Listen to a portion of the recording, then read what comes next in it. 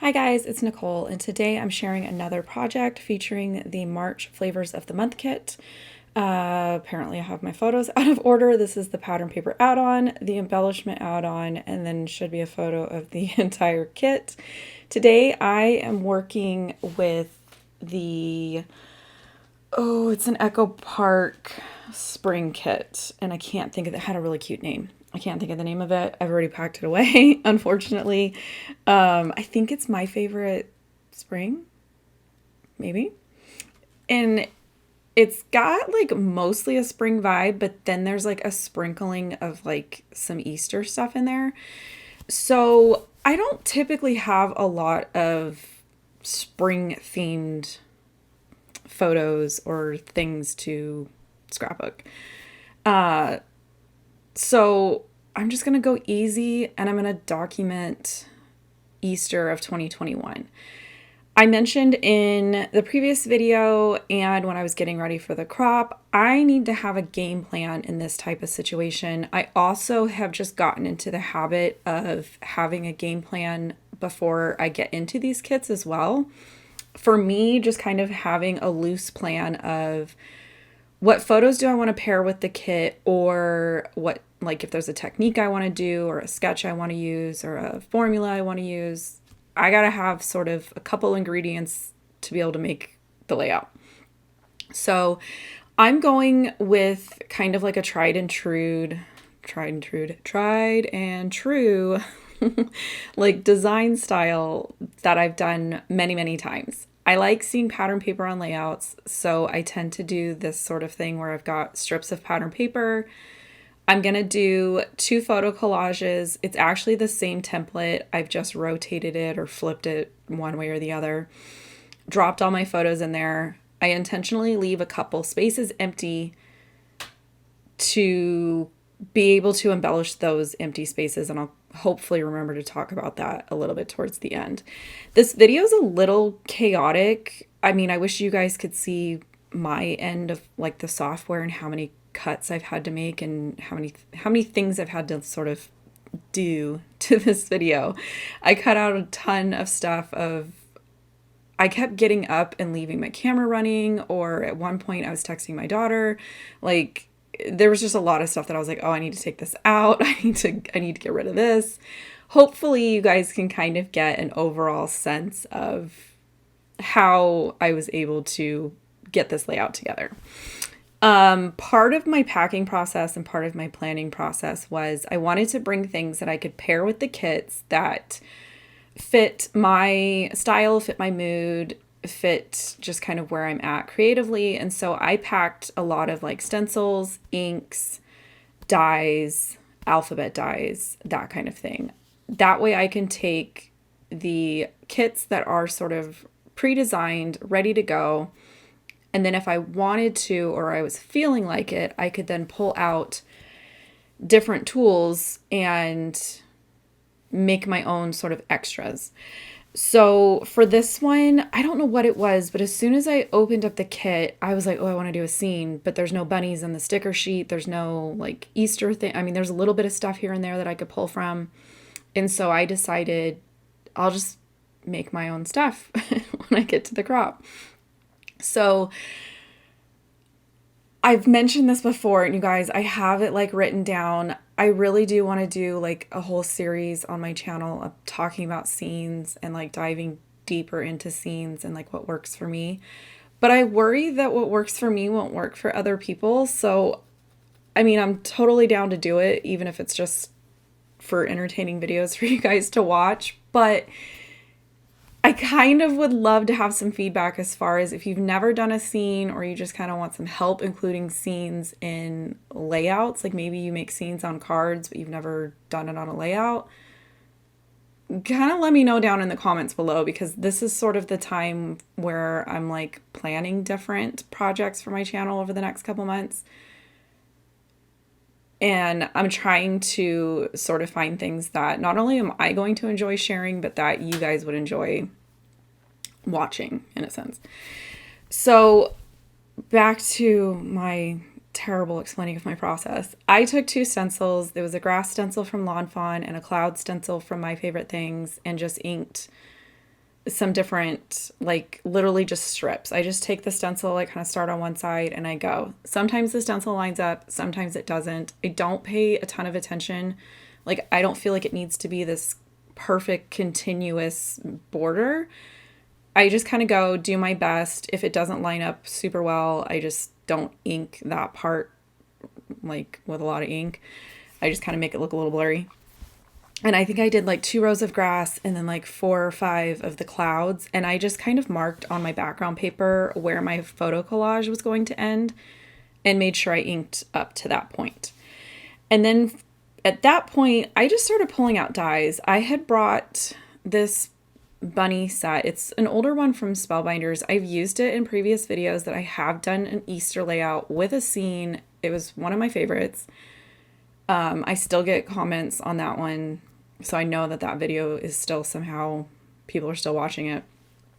But that's why I prefer, a lot of times when I shop, I tend to shop dies, stencils, stamps, inks, stuff like that. More traditional card making supplies than I find myself tempted to buy like a paper collection. Because those dies I can use over and over and over and over again in different ways, or in this case, a repeated way. These 2 bunny scene layouts that I've done, one was a single page, this one's a double page. They're not going to be in the same albums. They're not even going to be back-to-back years. I don't really care. I like those bunnies, and I'm going to keep using those bunnies until, I don't know, until I'm done using them. In this case, like, I put the bunnies in the basket, whereas last time I don't think I put them in the basket. And last time I think I only used 1, maybe 2. This time I think I used 4. And again, I've said this before, I just do what I like. And I knew that this was going to take a while, but I kind of purposely planned on doing it at the crop because I knew that sitting and die cutting paper over and over again and then like inking it and stuff like that was things that I could do while still holding a conversation with somebody. I wasn't focused on measuring paper or making sure that things were straight. That was more of the stuff that I could kind of do while socializing, and I could get up and come back to, and I wasn't worried about, following instructions or anything like that. I did at this point remember, this is something that I do try to do. If I'm going to do like a scene with die cuts or mixing it in with pre-made embellishments like die cuts or stickers, I try to make sure that I'm mixing those different materials. Otherwise, to me, it sort of looks weird, or it looks like the things are separate. Like all the homemade things are sort of stuck in their strip at the bottom, and then all the pre-made things are stuck in the middle and the top. I try to mix it up. So in this case, I took some of the stickers, like there was some rain boots, and I tucked them in with my bunnies. I tried to mix in some of the floral stickers into my photo collage. I try to mix it in as much as I can to where, things kind of look like they belong. And then I think I had mentioned, definitely in the skate video, I talked about that I brought my alphabet dies. To me, I would rather pack the alphabet dies and a couple 6x6 paper pads than my whole bin of alphabet stickers. I feel like I would rather just pick what font I want and what color I want and kind of have a little bit more control over that. I have also said before that in the kits, I do try to find something in the kit that I can use for my title. But the stickers in the kit were more, like I said, heavy on like the spring vibe and spring phrases and stuff like that. And I was going super specific with a holiday. So it just made more sense to me to cut out my own dickers and make my own title. And this is literally, to me, this is relaxing. This was kind of like I saved it for when I was like having a hard time focusing. I was like, I'm going to cut out my title and just sit here and relax. And I do like 3 layers of a white cardstock and then whatever pattern paper I want on top. And in this case, I did like a yellow glitter.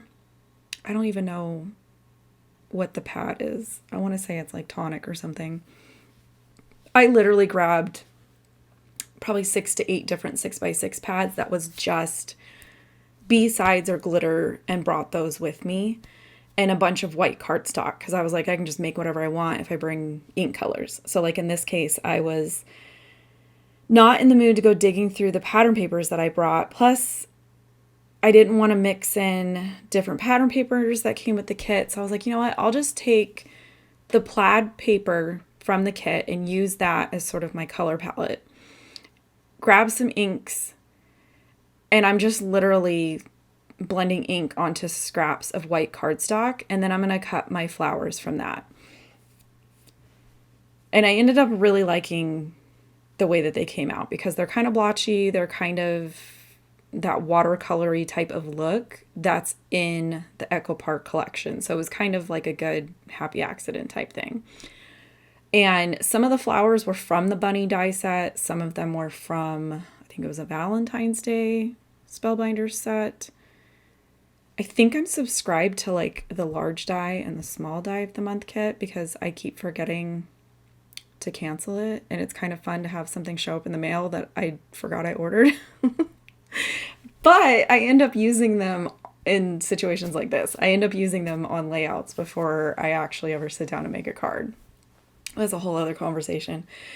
So this is the point where I start figuring out, okay, where is everything going to sort of live, be committed to? We need to glue it down. I think it probably took me maybe an hour and a half, I would say, for the whole layout. But I think that, and that's probably fast for some people and probably slow for other people. For me, about average. Eliminating decisions speeds things up for me. So staying within the kit of products makes things go faster. And then knowing that I only had so many different dies that I could kind of get creative with sped up the process as well. So a lot of times I just cut multiples of things. Fast forward to when I am home, I typed up some pretty basic journaling. I chose in this instance to keep my journal strips wide because I wanted them to nestle underneath my Easter phrase. I'm going to pop them up on foam strips and keep it pretty simple. So yeah, sorry, this video was kind of all over the place, but hopefully you guys could kind of see what my process was as far as all the stuff that I packed, pairing it with the kits, ending up with a fun die cut scene, that kind of a thing. If you have any specific questions for what came from where, what I did, why I did it, leave it down below. I'm feeling a little scattered after all the cuts that I made in this and trying to figure out a way to show you guys how I put it together in a somewhat cohesive manner. With that, I'm going to leave you with the detail photos of everything. Again, if you guys ever have questions, just leave them down below. I do try to check once or twice a day and get back to you guys. Until then, I'm going to go edit my last project with this kit and hopefully be back tomorrow with another process layout.